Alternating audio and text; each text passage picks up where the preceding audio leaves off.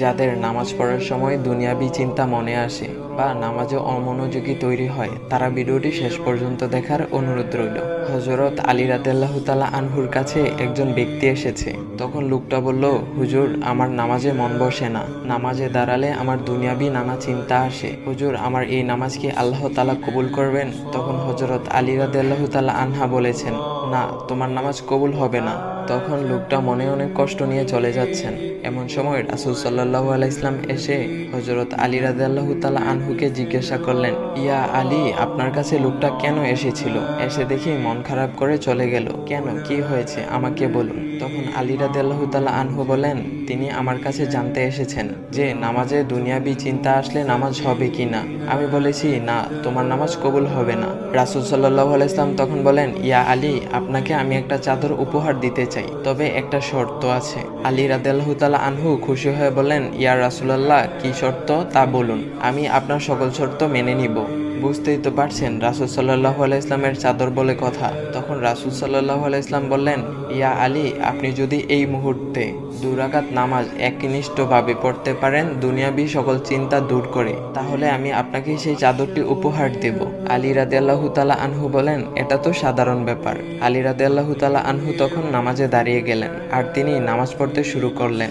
এমন সময় তার মনের মধ্যে শুধু ভাবনা চিন্তা আসতে শুরু করলো, আচ্ছা, আমাকে যে রাসূল সাল্লাল্লাহু আলাইহি ইসলাম যে চাদরটা দিবেন, সেটা কি ফাতিমার চাদর নাকি রাসূল সাল্লাল্লাহু আলাইহি ইসলামের? আচ্ছা, চাদরখানা দেখতে কেমন হবে? এই বিভিন্ন বিষয় নিয়ে ভাবতে লাগলেন। তিনি ভুলেই গেছেন যে দুনিয়াবি চিন্তা নামাজে আনতে রাসূল সাল্লাল্লাহু আলাইহি ইসলাম নিষেধ করেছেন। এর মধ্যে আলী রাদিয়াল্লাহু তাআলা আনহুর নামাজ পড়া শেষ। আলী রাদিয়াল্লাহু তাআলা নামাজ শেষ করে রাসূল সাল্লাল্লাহু আলাইহি ইসলামকে বলতেছেন, ইয়া রাসূলুল্লাহ, আমি আপনার শর্ত মেনেছি, এখন আমাকে চাদরখানা উপহার দেন। রাসূল সাল্লাল্লাহু আলাইহি ইসলাম বলেন, ইয়া আলী, আপনি কি একনিষ্ঠভাবে দুনিয়াবি চিন্তামুক্ত ছাড়া 2 রাকাত নামাজ পড়েছেন? তখন আলী রাদিয়াল্লাহু তাআলা আনহা মুচকি হেসে বললেন, না ইয়া রাসূলুল্লাহ, আমি আপনার চাদর নিয়ে অনেক কিছুই ভেবেছি। তখন রাসূল সাল্লাল্লাহু আলাইহি ইসলাম বলেন, ইয়া আলী, নামাজ তোমারও হয়েছে, আর তুমি যাকে নামাজ হবে না বলে ফতোয়া দিয়েছ, তার নামাজও আল্লাহ তাআলা কবুল করে নিয়েছেন। শোনো আলী, দুনিয়াবি চিন্তা দ্বারা নামাজ বাতিল হয় না, নামাজ মহান আল্লাহ তাআলা কবুল করে নেন। সকল ফরজ নিয়ম কানুন মেনে নামাজ পড়লে নামাজ হবে ইনশাল্লাহ। তবে আমাদের সকলের উচিত নামাজ আদায় করার সময় একমাত্র আল্লাহকে স্মরণ করে নামাজ আদায় করা। নামাজে দাঁড়ালে দুনিয়াবি চিন্তা মাথায় আসে, এটা শয়তানের একটা ফাঁদ।